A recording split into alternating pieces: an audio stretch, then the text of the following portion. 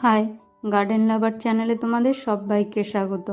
এই যে ফুলটি দেখছো, এই গাছেরই ডাল থেকে চারা তৈরি করব।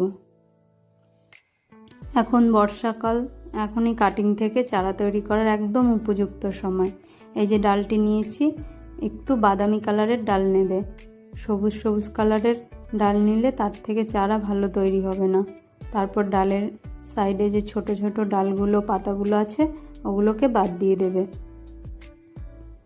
নর্মাল একদম বালি নেবে।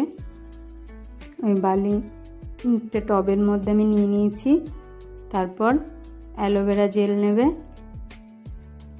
আর আমি একটাতে রুট হরমোন লাগাবো। যাদের কাছে রুট হরমোন না থাকবে, অ্যালোভেরা জেল দিয়েও তোমরা লাগাতে পারবে। তারপর একটি ছিদ্র করে পরপর আমি ডালগুলোকে টবের মধ্যে বসিয়ে দেবো। কিছুদিন এইভাবে রাখলে এই ডাল থেকে চারা তৈরি হয়ে যাবে।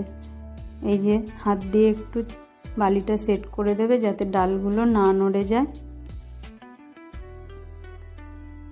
এইভাবে কিছুদিন রাখলেই চারা তৈরি হয়ে যাবে।